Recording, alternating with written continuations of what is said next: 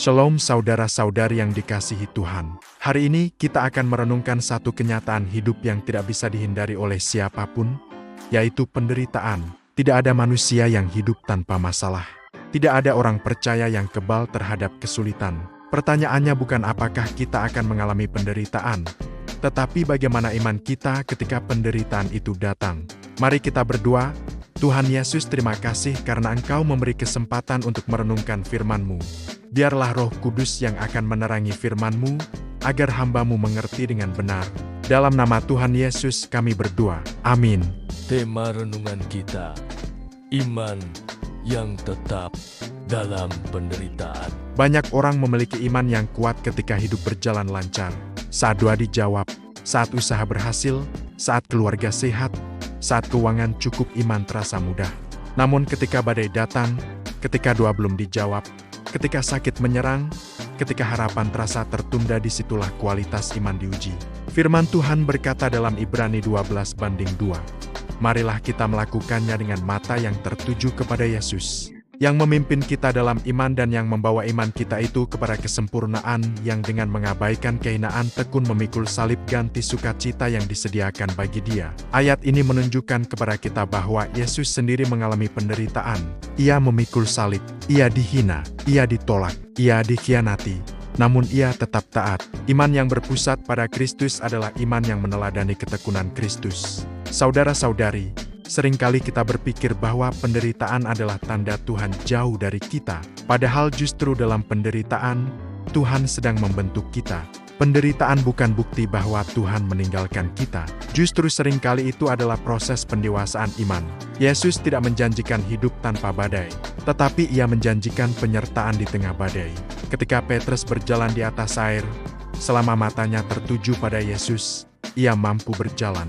Namun ketika ia mulai melihat angin dan ombak, ia mulai tenggelam. Apa artinya ini? Fokus menentukan ketahanan iman.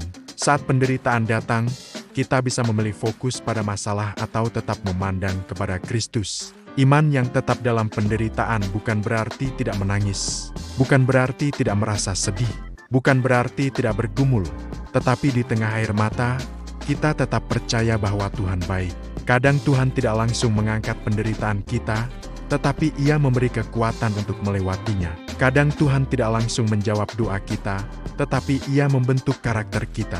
Seperti emas dimurnikan dalam api, demikian pula iman dimurnikan dalam penderitaan. Tanpa tekanan, tidak ada pertumbuhan. Tanpa ujian, tidak ada kedewasaan. Rasul Paulus pun mengalami banyak penderitaan, dipenjara, dipukul, ditolak. Namun ia tetap berkata bahwa ia telah belajar mencukupkan diri dalam segala keadaan. Mengapa? Karena pusat imannya bukan keadaan, tetapi Kristus.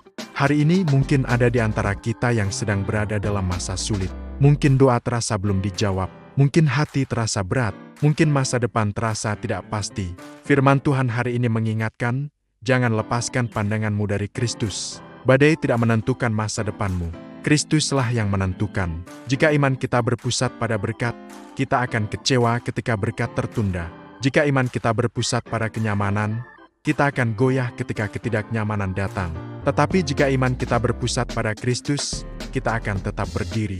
Ingatlah, penderitaan bersifat sementara, tetapi kemuliaan Tuhan kekal.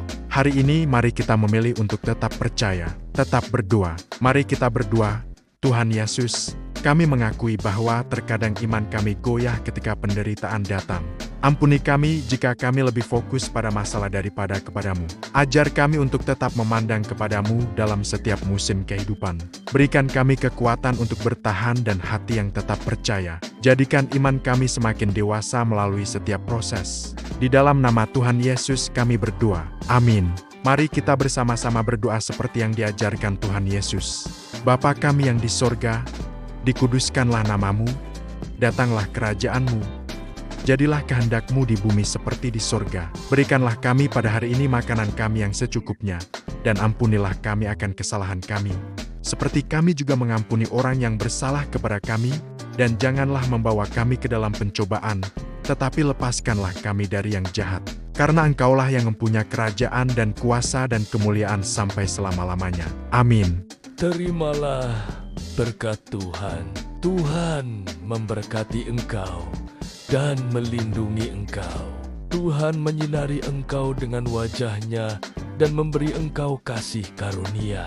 Tuhan menghadapkan wajah-Nya kepadamu dan memberi engkau damai sejahtera. Dari saat ini sampai Maranatha. Amin. Penderitaan tidak menghancurkan iman yang sejati. Ia justru memperkuat dan memurnikannya. Tetap percaya, tetap berharap, tetap setia. Jika renungan ini memberkati hidupmu, beri like, share kepada keluarga dan sahabat dan subscribe untuk mengikuti seri renungan selanjutnya. Biarlah aktivitasmu hari ini diberkati Tuhan. Amin.